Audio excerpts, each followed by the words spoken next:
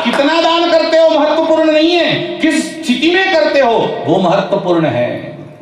जिसके पास नहीं है वो भी अगर दे सके तो उसका नाम दान में प्रथम नंबर पर होता है, वो देने वाला महान है। हमारा तो ऐसा होता है। एक बार तो एक कार्यक्रम में हम लोग गए थे, सब दान की कोई संस्था का कार्यक्रम था।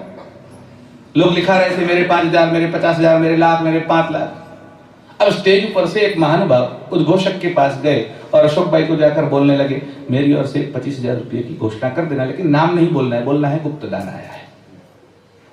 और अशोक भाई ने घोषणा कर दी कि राम भरोसे 25,000 रुपया મળે છે।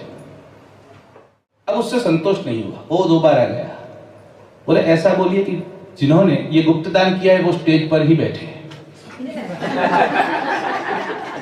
अब अशोक भाई ने कहा कि जिन्होंने 25,000 गुप्त दान दिया है वो स्टेज पर बैठे हैं। फिर भी उसको चिंता हुई, अभी तक कुछ ठिकाना नहीं पड़ा, और जाकर बोला ऐसा कहिए कि स्टेज पर दाहिनी ओर से तीसरे नंबर पर बैठे हैं।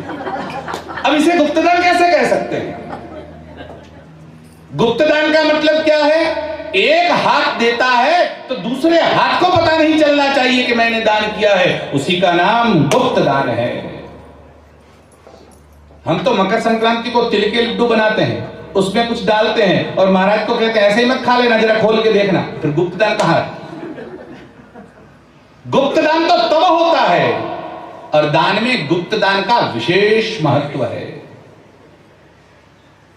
अभी तो हमारी जो स्कूल चल रही है, एक दाता आए थे कि मुझे एक पंखा देना है स्कूल में लगाने के लिए, ऊपर का पंखा।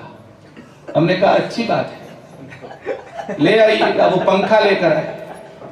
पंखे में 3 पांखें थी, तो 3 पांखों पर तीनों भाइयों के नाम लिखे थे, और बीच में गोल था, उसमें अपने माता पिता का नाम, उनके स्मरणार्थ ये पंखा भेंट।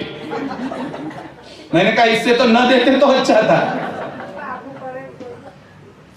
कहने का मतलब आपने जो बात प्रकट की कि मैंने इतना दान किया है, दान का फल मिल गया। अब आप कहेंगे मेरे दान का फल बाकी है ना, प्रसिद्धि मिल गई, दान का फल आ गया, वो तो फल वहीं पर हो गया।